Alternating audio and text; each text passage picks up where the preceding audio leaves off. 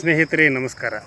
ನಾನಿವತ್ತು ಈ ಶುಭ ಸಂಜೆಯ ಸಮಯದಲ್ಲಿ ಕನ್ನಡಿಗ ಚಾನಲ್ YTಯ ಮುಖಾಂತರ ಈಗ ನಮ್ಮನ್ನು ಆಳ್ತಾ ಇರತಕ್ಕಂಥ ಹಾಗೂ ನಮ್ಮ ಜೊತೆಗೆ ಅವರು MP ಗಳಾಗಿ ಆಯ್ಕೆಯಾಗಿ ಈಗ ಸಂಸತ್ತನ್ನು ಪ್ರವೇಶಿಸಿರ್ತಕ್ಕಂಥ ಸಂಸದರ ಬಗ್ಗೆ ಹಾಗೂ ಅವರ ಒಂದು ವ್ಯಕ್ತಿತ್ವ ಅಂದರೆ ಅವರ ಮೇಲೆ ಎಷ್ಟು ಕೇಸ್ ಅದಾವು ಮತ್ತು ಯಾವ್ಯಾವ ಕೇಸ್ಗಳದಾವು, ಎಷ್ಟು ಜನ ಆ ಕೇಸಿನಲ್ಲಿ ಅವರು ತಿಳ್ಕೊಂಡಿದ್ದಾರೆ ಮತ್ತು ಅವರ ಮುಂದಿನ ಹಾದಿ ಏನು, ಈ ನಿಟ್ಟಿನಲ್ಲಿ ನಾನು ಕೆಲವೊಂದು ವಿಷಯಗಳನ್ನು ತಮ್ಮ ಗಮನಕ್ಕೆ ತರಲಿಕ್ಕೆ ಬಯಸಿದ್ದೇನೆ. ಈಗ ಕನ್ನಡಿಗ ಚಾನಲ್ YTಯು ಯಾವಾಗಲೂ ಕೂಡ ಸತ್ಯವಾದಂಥ ಸಂಚಿಕೆಗಳನ್ನು ಮಾಡ್ತಾ ಇರೋದು ಕೂಡ ನಿಮಗೆ ಗೊತ್ತು. ಹೀಗಿರುವಾಗ ಇದು ಕೂಡ ಅದರಲ್ಲಿ ಒಂದು ಅನ್ನುವಂಥ ಭಾವನೆಯನ್ನು ನನ್ನದು. ಹೀಗಿರುವಾಗ ಇವರ ಒಂದು ಕ್ರಿಮಿನಲ್ ಮೊಕದ್ದಮೆಗಳಾಗಿರಲಿ, ಇವರಿಗೆ ಆಗಿರ್ತಕ್ಕಂಥ ಶಿಕ್ಷೆಗಳೇ ಆಗಿರಲಿ, ಹಾಗೂ ಎಷ್ಟು ಜನ ಅಪರಾಧಿಗಳಾಗಿರ್ತಕ್ಕಂಥವ್ರು ಇದ್ದಾರೆ ಅನ್ನೋದಾಗಿರಲಿ, ಇವೆಲ್ಲವುಗಳನ್ನು ಕೂಡ ತಿಳಿದುಕೊಂಡು ನಿಮಗೂ ಕೂಡ ನಾನು ಪರಿಚಯ ಮಾಡಿಸಲಿಕ್ಕೆ ಈ ಸಂಚಿಕೆಯನ್ನು ಮಾಡಿದ್ದೇನೆ. ಹೀಗಾಗಿ ಇದನ್ನು ನಾನೀಗ ಪ್ರಾರಂಭ ಮಾಡ್ತೀನಿ. ಈ ರೀತಿಯಾಗಿ ನಾನು ಮಾಡ್ತಿರ್ತಕ್ಕಂಥ ಸಂಚಿಕೆಗಳನ್ನು ತಾವು ಪ್ರತಿಯೊಬ್ಬರು ಕೂಡ ಪ್ರಾಂಜಲ ಮನಸ್ಸಿನಿಂದ ನೋಡಿ ಪ್ರತಿಯೊಬ್ಬರು ಕೂಡ ಈ ಸಂಚಿಕೆಗಳ ಒಂದು ವಸ್ತುಸ್ಥಿತಿಯನ್ನು ಅರಿತುಕೊಂಡು ನಡೆದಿದ್ದೇನೆ ಆತಂದ್ರೆ ಪ್ರತಿಯೊಬ್ಬರಿಗೂ ಕೂಡ ನಮ್ಮ ಸಂಸದರ ಬಗ್ಗೆ ಗೌರವ ಹಾಗೂ ಒಳ್ಳೆಯ ಸದ್ಭಾವನೆ ಉಂಟಾಗೋದ್ರಲ್ಲಿ ಸಂದೇಹ ಇಲ್ಲ ಅನ್ನುವಂಥ ಭಾವನೆ ನನ್ನದು.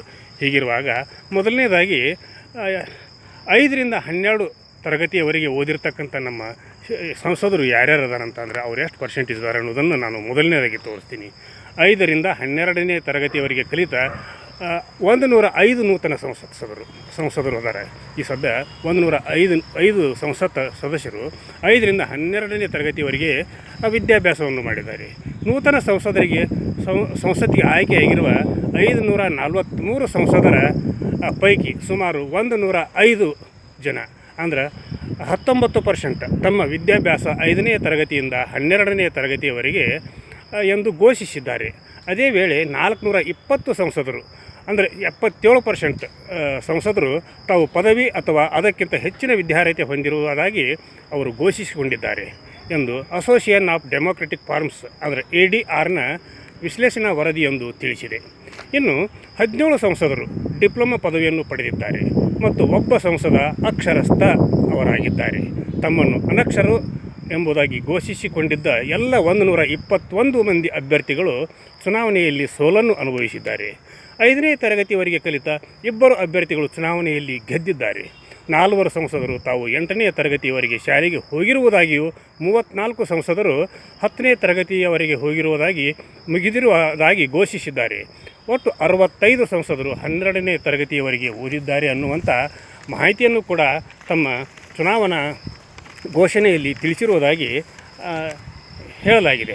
ಹೀಗಿರುವಾಗ 251 ಸಂಸದರ ಪೈಕಿ ಕ್ರಿಮಿನಲ್ ಮೊಕದ್ದಮೆಗಳು ಎಷ್ಟು ಅದಾವೆ ಅನ್ನೋದನ್ನು ಈ ಒಂದು ಸಂದರ್ಭದಲ್ಲಿ ನಾವು ಅವಲೋಕನ ಮಾಡಿದಾಗ ಇತ್ತೀಚೆಗೆ ನಡೆದ ಲೋಕಸಭಾ ಚುನಾವಣೆಯಲ್ಲಿ 251 ನೂತನ ಸಂಸದರ ವಿರುದ್ಧ ಕ್ರಿಮಿನಲ್ ಮೊಕದ್ದಮೆಗಳು, ಇತ್ತೀಚೆಗೆ ನಡೆದ ಲೋಕಸಭಾ ಚುನಾವಣೆಯಲ್ಲಿ ಗೆದ್ದಿರುವ 543 ಸಂಸದರ ಪೈಕಿ 251 ಮಂದಿ ಅಂದರೆ 46% ಸಂಸದರ ವಿರುದ್ಧ ಕ್ರಿಮಿನಲ್ ಮೊಕದ್ದಮೆಗಳು ದಾಖಲಾಗಿವೆ. ಆ ಪೈಕಿ 27 ಮಂದಿ ಅಪರಾಧಗಳು ಸಾಬೀತಾಗಿವೆ ಎಂದು ಚುನಾವಣಾ ಹಕ್ಕುಗಳ ಸಂಸ್ಥೆ ಅಸೋಸಿಯೇಷನ್ ಆಫ್ ಡೆಮೊಕ್ರೆಟಿಕ್ ರಿಫಾರ್ಮ್ಸ್ ADRನಲ್ಲಿ ಘೋಷಣೆಯೊಂದು ತಿಳಿಸಿದೆ. ಇದು ಸಂಸದರು ಆರೋಪಗಳನ್ನು ಎದುರಿಸುತ್ತಿರುವ ಗರಿಷ್ಠ ಸಂಖ್ಯೆಯಾಗಿದೆ. 2019ರಲ್ಲಿ ತಮ್ಮ ವಿರುದ್ಧ ಕ್ರಿಮಿನಲ್ ಮೊಕದ್ದಮೆಗಳು ದಾಖಲಾಗಿವೆ ಎಂದು 233 ಅಂದರೆ 43% ಸಂಸದರು ಘೋಷಿಸಿದರು. ಈ ಸಂಖ್ಯೆಗಳು 2014ರಲ್ಲಿ 185 ಅಂದರೆ 34%, 2009ರಲ್ಲಿ 30%, 209ರಲ್ಲಿ 30% ಮತ್ತು 2004ರಲ್ಲಿ 125 ಜನ ಅಂದರೆ 23% ಆಗಿದ್ದವು.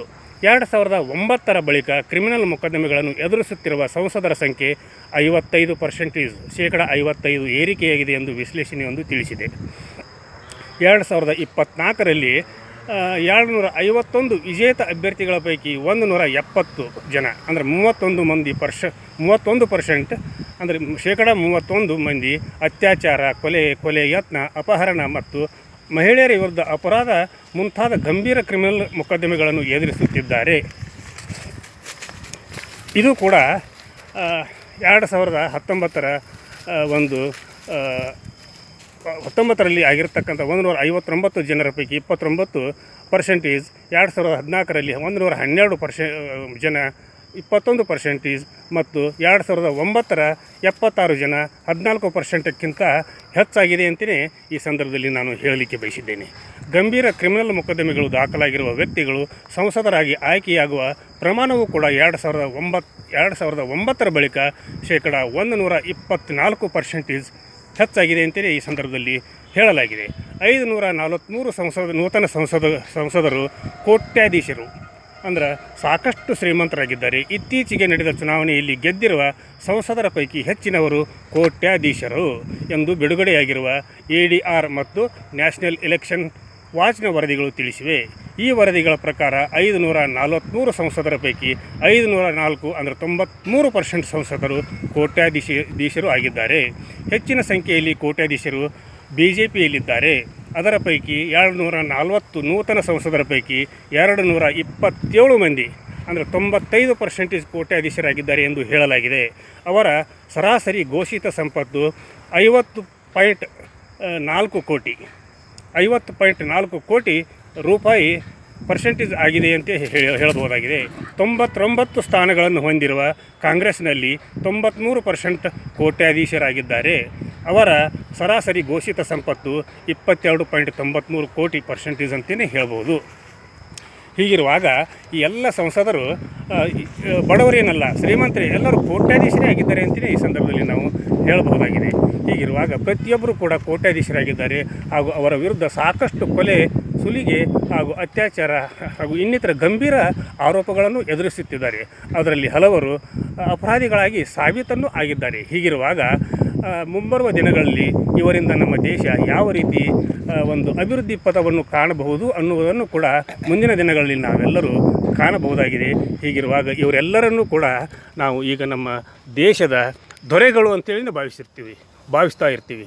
ಹೀಗಿರುವಾಗ ಈ ದೊರೆಗಳು ಮುಂದೆ ನಮ್ಮ ನಾಡಿನ ಅಂದರೆ ಸುಮಾರು ಭಾರತದ ಜನಸಂಖ್ಯೆಗೆ ಎಷ್ಟು ಅವರ ಸೇವೆ ಕೊಡುಗೆಯನ್ನು ನೀಡಬಲ್ಲರು ಅನ್ನುವ ಪ್ರಶ್ನೆಗಳು ಕೂಡ ಉದ್ಭವ ಆಗಿರುವುದು ಕೂಡ ಅಷ್ಟೇ ಸತ್ಯ.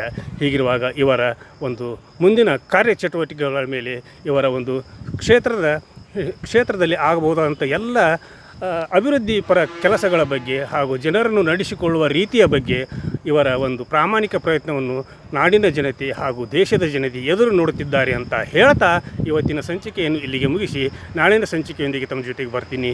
ಮತ್ತು ನೀವು ಈ ಸಂಚಿಕೆಯನ್ನು ನಿಮ್ಮ ಎಲ್ಲ ಸ್ನೇಹಿತರಿಗೆ, ಸಂಬಂಧಿಕರಿಗೆ, ಬಂಧು ಬಳಗಕ್ಕೆ ತಲುಪಿಸ್ರಿ ಅನ್ನುವಂಥ ಒಂದು ಮನವಿಯನ್ನು ಮಾಡ್ತಾ, ಸಬ್ಸ್ಕ್ರೈಬ್ ಯಾರು ಆಗಿಲ್ವೋ ಪ್ರತಿಯೊಬ್ಬರು ಕೂಡ ಸಬ್ಸ್ಕ್ರೈಬ್ ಮಾಡಿರಿ ಅಂತ ಹೇಳ್ತಾ ಈ ಒಂದು ಸಂಚಿಕೆಯನ್ನು ಇಲ್ಲಿಗೆ ಮುಗಿಸಿ ನಾಳಿನ ಸಂಚಿಕೆಯೊಂದಿಗೆ ತಮ್ಮ ಜೊತೆಗೆ ಹಾಜರಾಗ್ತೀನಿ.